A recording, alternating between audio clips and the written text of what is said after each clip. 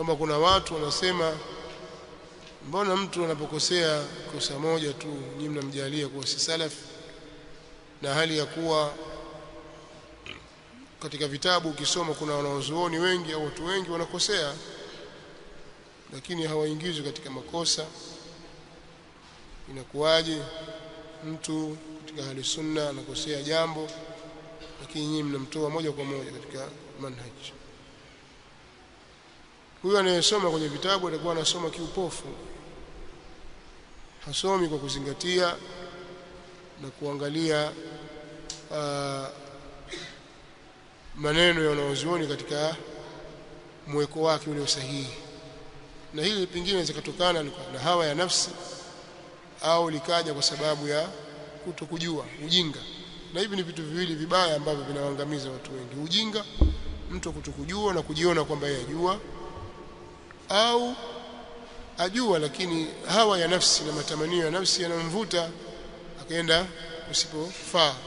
Na wengine wanapelekwa na yote mawili, kutokujua na hawa ya nafsi, na hawa ni watu wengi sana. Lakini ukisoma kwenye vitabu katika tarajum za wanazuoni juu ya makosa ya baadhi ya watu waliotokea tangu enzi masahaba, lilipodhihiri kundi la Qadariya, ni kosa moja tu. Abdullah ibn Umar radhiyallahu ta'ala anhuma alitabarra na wale watu wa Basra waliokuwa na fikra ya qadar, wanasema la qadar wal amru unfun. Hilo tu. Makosa mangapi? 200. Ni kosa moja tu, sawa, ndilo wafanya waingize katika jambo hili. Katika majlisi ya Al-Hasan al-Basri walijitokeza baadhi ya watu wakafanya iftiyat ni kutangulia mbele kwenye kutoa fatwa na hali ya kuwa ulama wapo. Mtu amekuja muulizaji akiuliza juu ya masala ya fasiq asim min usati almuwahhidin, hukumu yake ikoje? Mtu anafanya maasi na hali ya kuwa ni muwahhid, sio kafir, nini hukumu yake? Badala ya kumwacha shekhe ajibu, wakajitokeza baadhi ya vijana katika wanafunzi wake wakajibu kwamba katika manzila baina almanzilatayn, katika manzila baina hiki kipengele hiki tu kikawatoa katika njia sawa, wakawahukumu watu wale kuwa ni watu waovu. Na ndiyo asili ya kundi la al-Mu'tazila. Al-Mu'tazila hawakuanza kutolewa kwa makosa 200, kosa hili moja. Sisi tunaelewana? Kwa hiyo huyo anayesema kwamba sasa mbona kosa moja tu wanawazuoni ilikuwa hawatoi kwa kosa moja, huyo hajui, atakiwa aelekezwe, lakini asijenge hoja juu yake. Mtu kosa moja tu linaweza kumtoa katika Uislamu, moja tu. Ukisoma Qur'ani utaona hivyo. Kuna watu walisema maneno mabaya kabisa, ikaja aya inasema maneno mabaya dhidi ya Mtume sallallahu alaihi wasallam, qul abillahi wa ayatihi wa rasulihi kuntum tastahzi'un la ta'tadhiru qad kafartum ba'da imanikum. Hivi mmefanya istizai Allah na aya zake na mtume wake, walileta mambo gani? Sasa ukisoma Qur'ani, ukiwasoma as-salaf as-salih min as-sahaba, tumtaja Abdullah ibn Umar, hivyo tabi'in na waliokuja baada yao, wewe angalia muamala wa al-Imam Ahmad rahimahullah ta'ala na kina al-Karabisi na wengineo, walifanya nini? Kosa lao ni lipi? Muangalia al-Isfaraini, msimamo wake dhidi ya al-Baqillani. Al-Baqillani kafanya nini? Makosa mangapi? Na alikuwa yantasib ila sunna wa yudafi'u 'ani sunna, yujadilu al-Mu'tazila, lakini kwa lile alilofanya au yale machache aliyofanya, wanaozuoni wa ahli sunna wal jamaa hawakusita kwenye kumtoa katika njia ya sawa sawa. Kinachoangaliwa ni makosa ya aina gani, mtu anakariri jambo katika minhaji ipi, hapo ndo kwenye shida.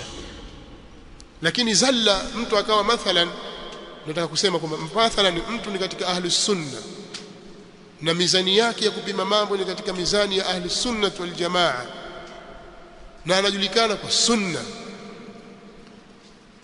Njia zake za istinbat ni njia za ahli sunnah wal jamaa, na ndio njia za as-salafu salih. Sawa, anakuwa na kawaidi zile zile, kisha akapatwa na zalla katika masala, na yeye ni alimun mujtahidun. Zingatia hilo, wa huwa alimun mujtahidun yu'dharu biijtihadihi, na hali ya kuwa ni alim mujtahid ambaye hupewa udhuru kwa ijtihadi yake akipatwa na zalla kwa sababu ile ijtihad, nini hukumu yake? Lahu ajrun, pamoja na kosa alilofanya kwa kuwa ni alimu mujtahid, lahu ajrun, atapata yeye ujira mmoja lijtihadihi, kwa sababu kule kujitahidi kwake. Walakin la yajuzu ittiba'uhu fi dhalik, haitafaa kumfuata yeye katika hilo, huyu yu'dhar. Lakini lao angekuwa ni alim lakini ghairu mujtahid, ya'tham, anapata madhambi. Sasa hebu tuambieni kwanza, hao watu wenu ambao nyinyi mtaka kuwatetea hii leo ni ulama mujtahidun. Hebu tuambieni, mfano tumemzungumzia Dr. Islam hapa, ni alim mujtahid. Kwa hiyo akikosea atakuwa sasa haifai tena kwamba lahu ajrun. irham nafsaka ya Islam, irham nafsak. hawezi kuwa alim mujtahid, yeye ni talib ilm kama sio jahil basit au murakkab,